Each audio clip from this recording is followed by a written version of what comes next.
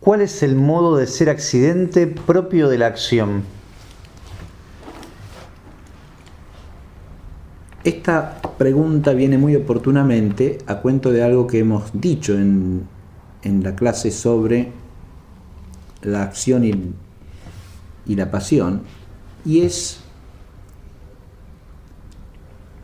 la temática general que hace la analogía del ser accidente, ¿no?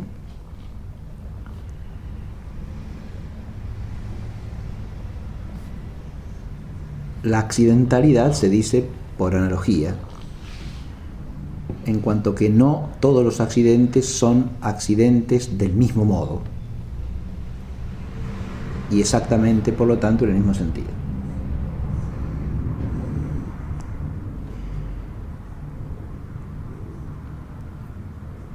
Recordemos, para situar este tema en un plano de básica certidumbre, el caso de la posesión o vencia, en que obviamente hay un modo de ser accidente que es totalmente otro respecto de la cualidad o de la cantidad.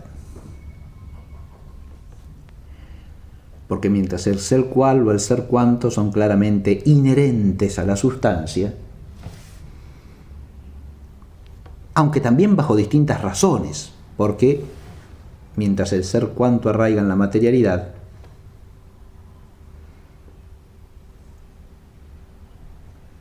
el ser cual arraiga básicamente en la formalidad, es decir, en la determinación especificativa.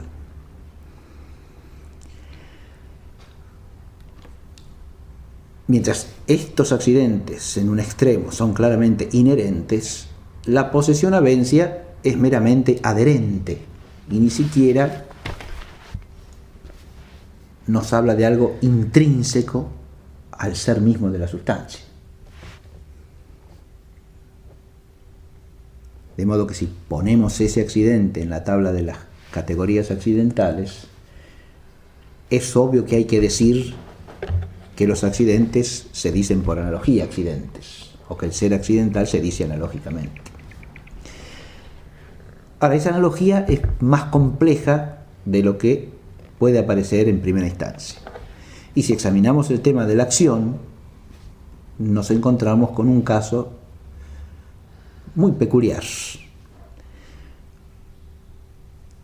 Porque si aceptamos la tesis más común de que la acción inhiere fundamentalmente en el que recibe el efecto de la acción, ¿qué tipo de accidentalidad dice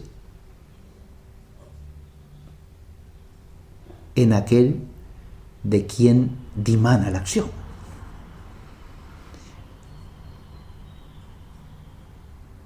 Una primera aproximación fundamental a responder esto la tenemos ya en esa misma manera de hablar que acabo de usar. La acción sería primariamente un accidente dimanante, emanante, efluente, más que inherente, respecto de aquel de quien la acción procede.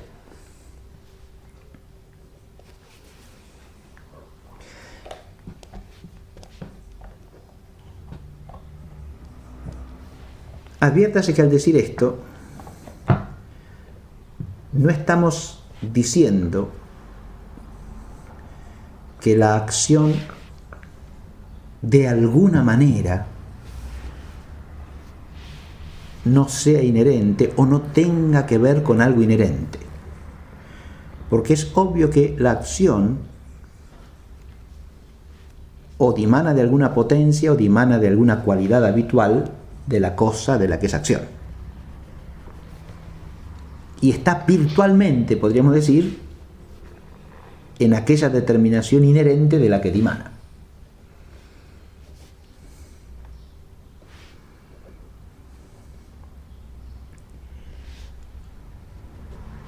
Desde este punto de vista podemos decir que la raíz de la acción inhiere en el sujeto del que la acción emana. Pero la acción misma, como mediación entre aquella sustancia o aquel de quien la acción emana y el término de la acción, es más bien un accidente emanante, un accidente efluente, o como se quiera decir, con cualquier término que indique que viene de, sale de.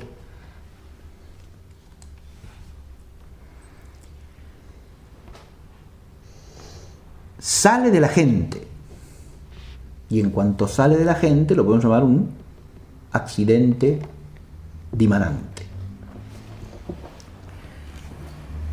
Procede de la gente.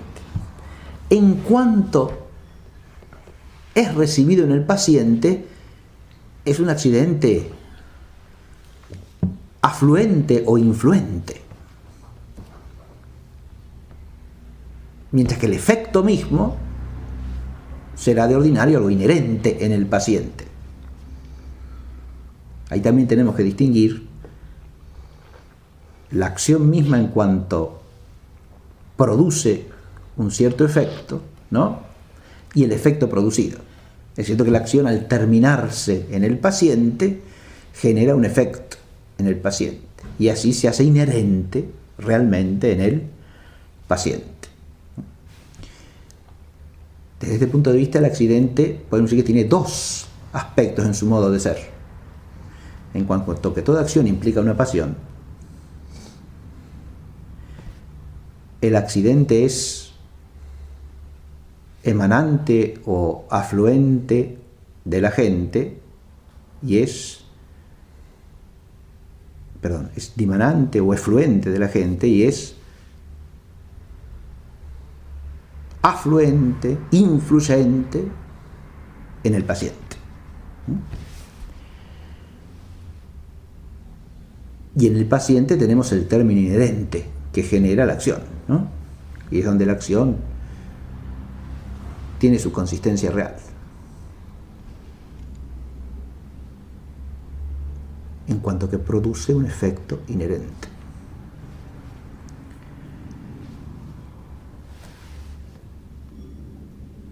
En este segundo caso también podemos hacer una distinción más fina, si se quiere, en cuanto que la acción como acción, en cuanto llega al paciente, se puede decir influente en su modo de ser, y en cuanto genera un término como efecto, inherente. Del otro lado también hemos dicho que, afinando un poco el asunto, la raíz de la acción es inherente, en cuanto que la acción presupone un cierto acto en el agente, que le es inherente. Sea ese acto el acto de una potencia natural, sea ese acto una cierta cualidad habitual capaz de generar ciertos efectos sobre otra sustancia, sobre otra parte de una sustancia que pueden recibir ese efecto.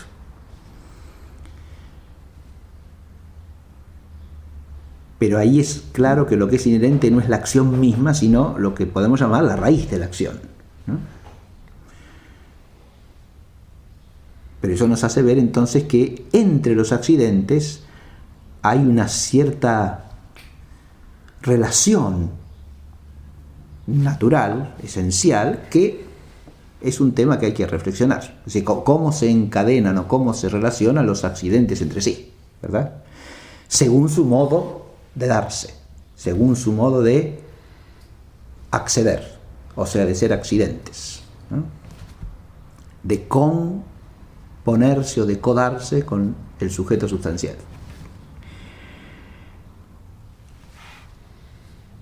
Este tema, que es interesantísimo de suyo, nos muestra una vez más cómo en metafísica, y esto vale para la filosofía en toda su amplitud, porque la metafísica es la filosofía primera, hay que hacer siempre el esfuerzo de plegar la inteligencia a la realidad y no descansar en esquemas que, en la medida en que bajo la forma de hablar tienden a homogeneizar las cosas, pueden generarlos confusión y a través de la confusión eventualmente error.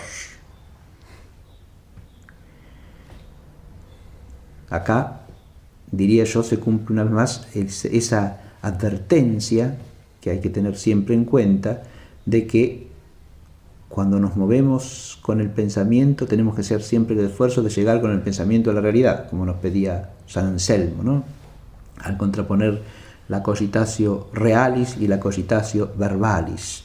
Pero al mismo tiempo, cuando el concepto es de carácter analógico y lo sabemos, tenemos que hacer un esfuerzo redoblado, porque lo que cae bajo la misma denominación, como es el caso de lo análogo, solemos tender a pensarlo homogéneamente, cuando en realidad hay que pensarlo de diversos modos esenciales, y por lo tanto hay que hacer siempre el esfuerzo de la distensión analógica de la noción.